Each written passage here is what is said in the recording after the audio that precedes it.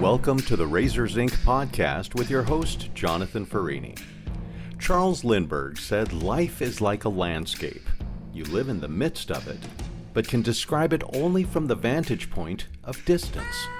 And in the case of movies and television, sometimes the more distance, the better the view.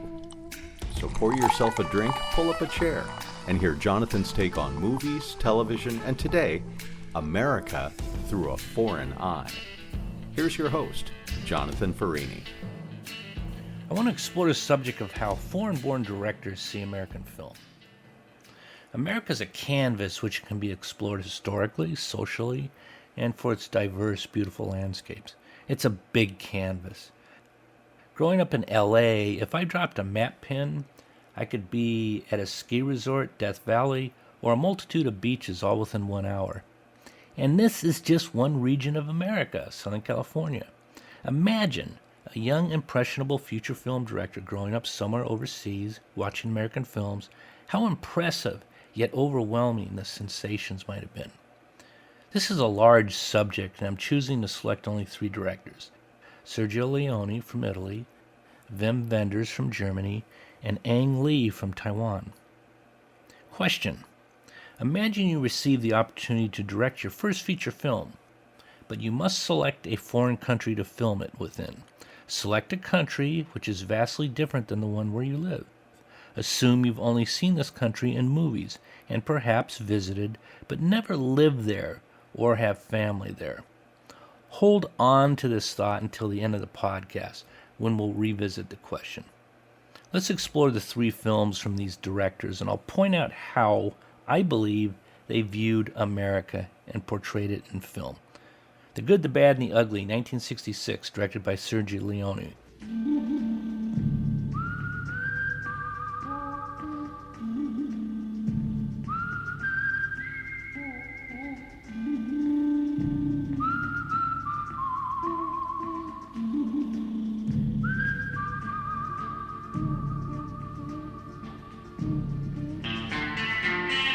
Three American stars. Clint Eastwood stars as Blondie, Lee Van Cleef stars as Angel Eyes, and Eli Wallach stars as Tuco, all guys early in their careers. They're gunslingers, and they're competing against each other to find a fortune in buried gold. It's Confederate gold, and it's amidst the backdrop of the American Civil War. Rounding out the cast are a bunch of Italian-Spanish extras. Leone uses extreme close-ups. These guys are unshaven, they have sunburnt faces, they're filthy. It's terrible synchronization in the translation, but you don't care. For Leone, this film is not about the terrain. Filming in Spain would do just fine. It's about the motivations and character of the people in this lawless frontier country. It's a far cry from John Wayne or Richard Widmark in freshly cleaned Union soldier uniforms. Always beautifully dressed, including the women inside those outposts. There is no good or bad symbolized by black or white hats in this film, or blue or gray uniforms. For instance, there's a wonderful scene where Tuco and Blondie have assumed the identity of Confederate soldiers, and they're in the back of a wagon. And there is a progression of soldiers approaching them, led by, I presume, a captain. And we cannot discern the color of their uniforms. And Tuco believes they are Confederate soldiers, and he rises to his feet and says, "Yay for the Confederacy! Yay for the Confederacy! Yay for General Lee!" And the captain or the major at the head of this procession begins to dust off his uniform, and we find out it's blue. They're actually Union soldiers. What is Leone saying about the color of a uniform? It's a very big metaphor. Leone tells us with red credits, which are inserted somewhere in the middle to the end of the movie, including a grotesque outro created by Ennio Morricone.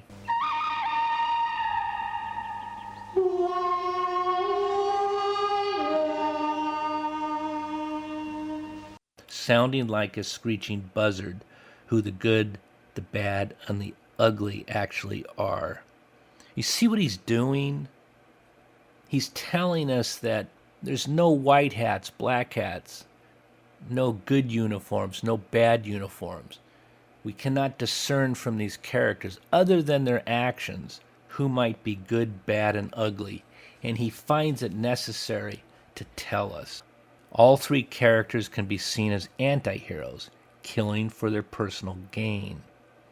The music score by Ennio Morricone uses the American Civil War setting and creates this wonderful ballad called The Story of a Soldier, and it's sung by Confederate prisoners in this Union Army prison camp where Blondie and Tuco are imprisoned, and where Tuco is being tortured by Angel Eyes, who was a sergeant of that camp.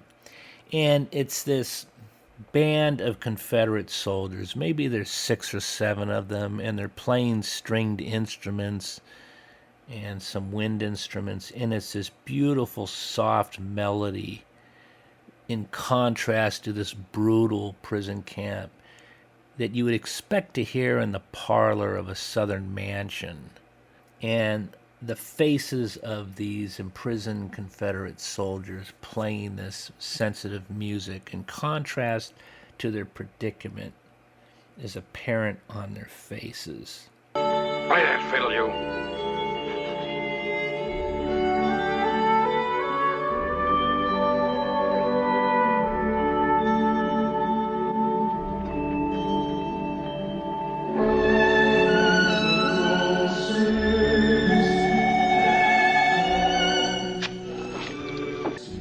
Consider yourself much luckier than your pal.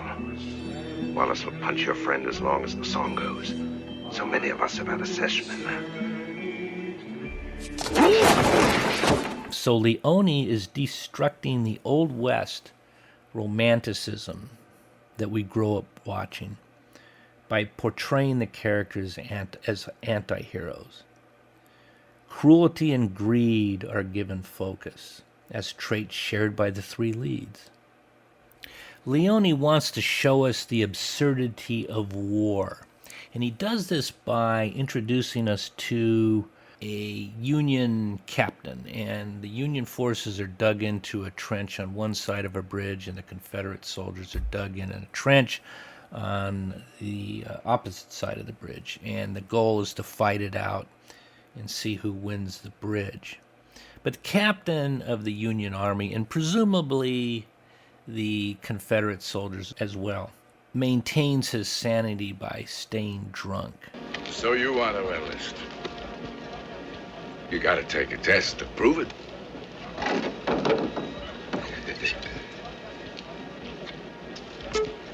Well, show me. Hey. You've got a career. At the least, I'd say you'll make colonel. Really? Sure. Like it says in the manual. You've got every qualification to become an expert in the use of weapons.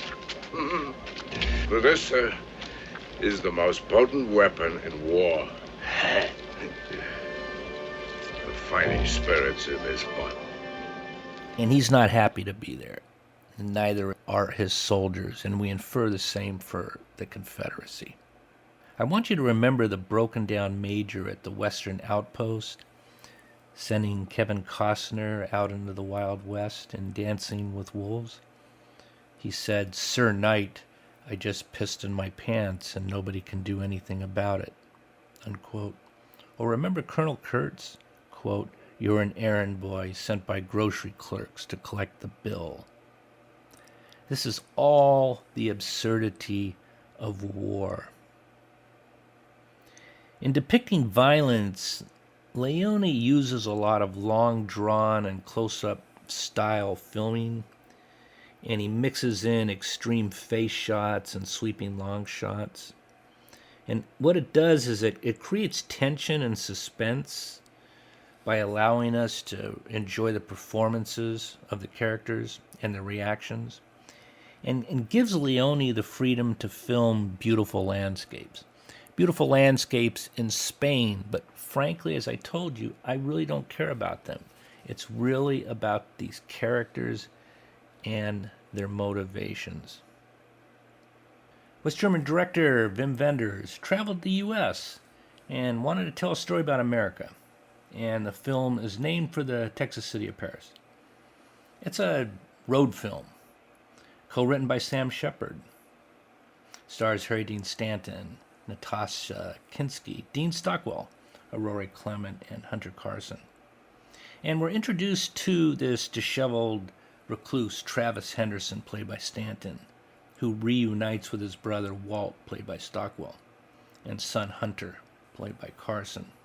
Travis and Hunter embark on a trip through the American Southwest to track down Travis's missing wife, Jane, played by Kinski. She's in Houston.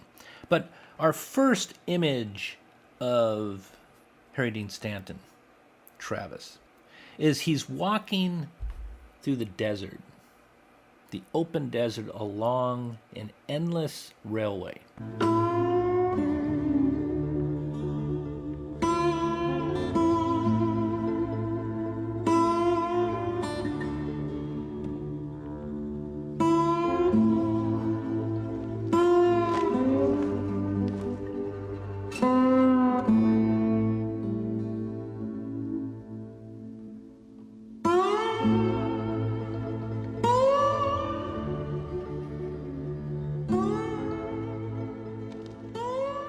And we get it very quick that the southwest of America is very, very expansive.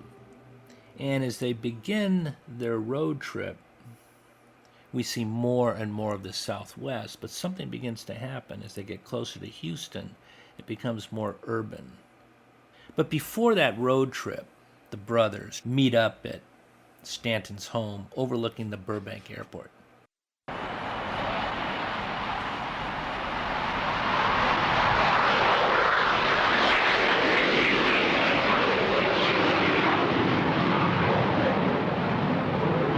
Decided to rough it, huh? Yeah. What'd you do, spit Chinese? I can get you a job at the airport doing that. Hey, you want to trade these new boots for those old boots? Hey, you can wear them. Thank you. This is very important because there's planes landing and taking off. There's noise. Their backyard looks out onto freeway overchanges. And this is Los Angeles. So what he's saying is that, hey, I introduced you to this open Southwest, and now I'm going to show you the other side of it, the urban sprawl.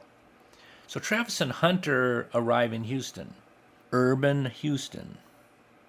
And they arrive at a drive-through bank, which I think is a metaphor for a lot of things. And they're waiting for Hunter's mother to make a deposit and then take off, and they are going to follow her to where they believe she lives.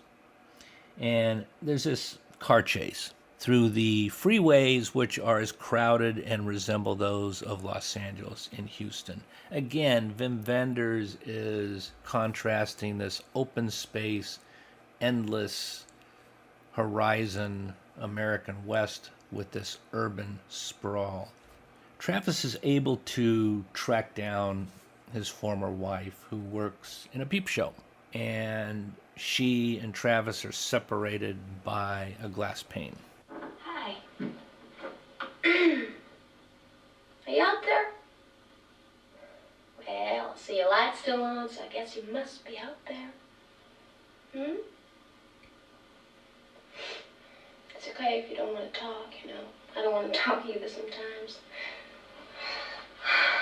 I just like to stay silent. Do you mind if I sit down?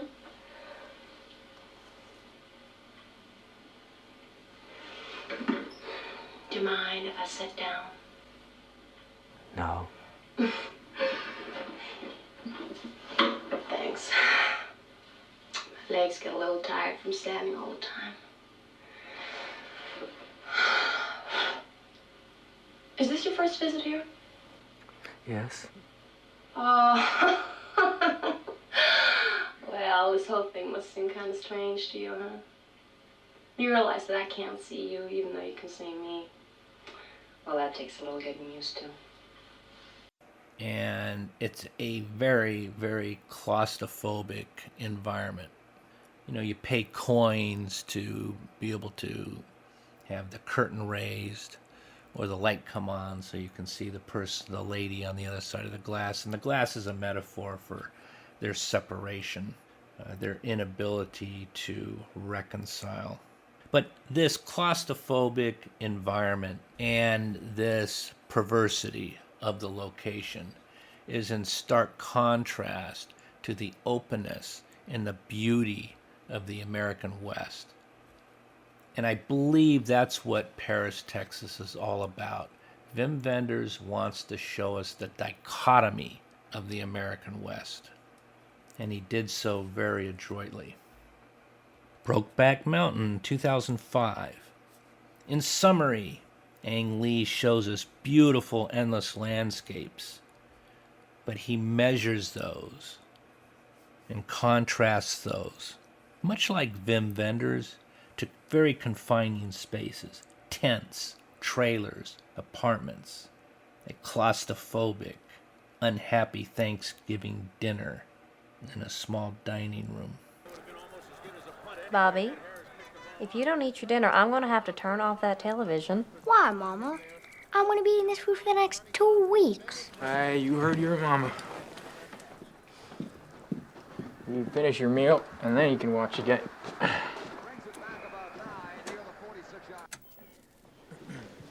Daddy? Daddy? Hell, we don't eat with our eyes. I want your boy to grow up to be a man, don't you, daughter? Boy, she watch football.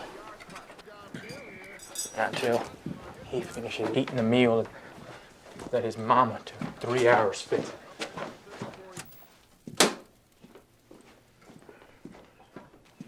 Now you sit down, you old son of a bitch! This is my house, this is my child, and you are my guest. And you sit down before I knock your ignorant ass into next week. I believe what Ang Lee is attempting to suggest to us is that this confinement of these trailers, these small apartments, juxtaposed against the wilderness, are prisons.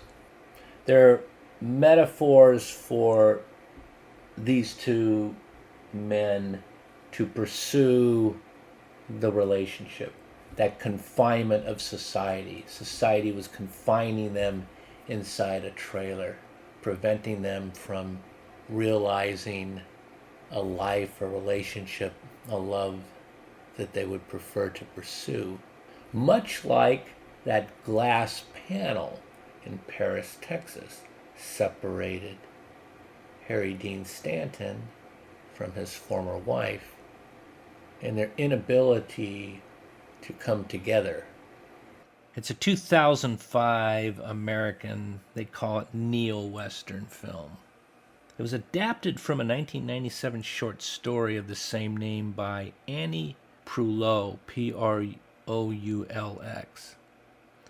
And the screenplay was written by a lady named Diana Ossana and a very famous Western writer named Larry McMurtry. Wrote The Last Picture Show, Terms of Endearment, and won the Oscar for Best Adapted Screenplay.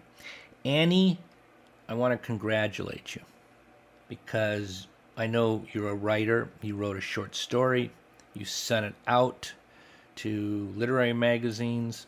You probably got rejections on this story, but you happened to send it out to that one literary magazine that accepted it, published it, and it just happened to be read by Diana Ossana. And they took the story and got it approved and they purchased it. I hope, Annie, you were paid very well. And I hope, Annie, you were very, very happy with the outcome. I have to tell you, as a writer of short stories, I applaud your success.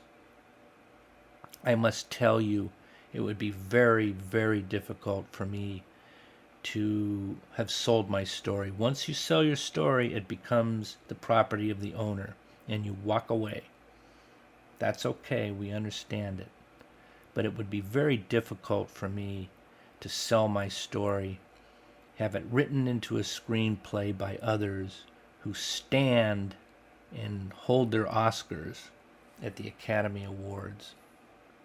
The film stars Heath Ledger, Jake Gyllenhaal, Anne Hathaway, and Michelle Williams. And we all know what it's about. It's about this complex romantic relationship between two men, Ennis Del Mar and Jack Twist, in the American West from 63 to 83.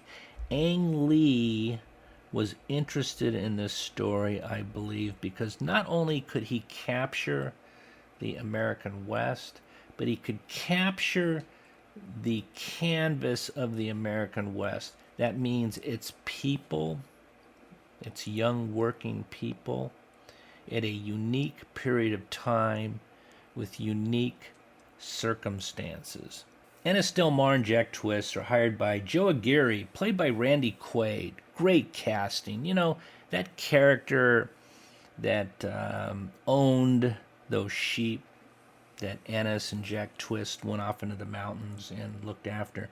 That could have been played by anybody, but Quaid's size, his demeanor, his office in that cramped trailer, which is a metaphor against this open range, and his suspicion about the two of these guys and their romantic encounters was great casting.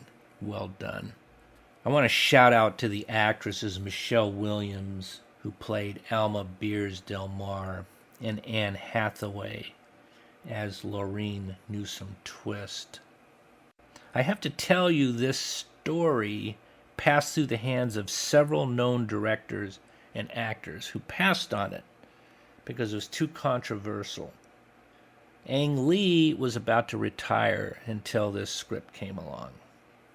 Ang Lee won Best Director for this film. I've already said Best Adapted Screenplay, and it won Original Score. There was some controversy because Brokeback Mountain lost the Academy Award for Best Picture to a movie called Crash, and some believed it was due to homophobia. We'll never know. And I've got to tell you, there were some very vicious radio and television pundits who were very unkind to this movie. It was actually removed from a theater in Utah. I find it a very beautiful and sensitive film. Frankly, I find Looking for Mr. Goodbar and Midnight Cowboy far more aggressive in terms of pushing sexuality. But I remember watching this film, and the first question that came to my mind was, man, I admire these two young actors, Ledger and Gyllenhaal, at the beginning of their careers, willing to take on these controversial roles and just bring it and play them with sincerity of cowboys at that time, but with compassion, and play their relationship in a very loving, understandable, sensitive portrayal. I wish I knew how to quit you. Then why don't you just let me be, huh? It's because of you, Jack, that I'm like this. Nothing. I'm nowhere. Oh.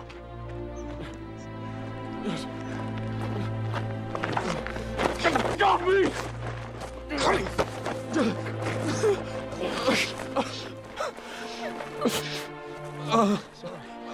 all right.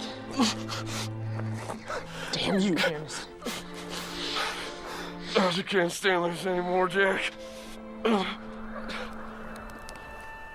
Now, I must tell you, this was actually photographed in Alberta, Canada, although it was supposed to be set in Wyoming. It was filmed in Alberta for economic reasons. It does not matter. The terrain is the same. And Ang Lee wanted to capture that. But he wanted to, much like Wim Wenders, contrast this wide open space with these confining spaces. And what are the confining spaces? Well, the confining spaces are the trailer where they're hired at by Gary, Randy Quaid. The little apartment house that Heath Ledger goes and lives in with his wife and children. The confinement of that job that Gyllenhaal has, selling tractors, and the pressures of the father-in-law, who does not like Gyllenhaal, marries his daughter.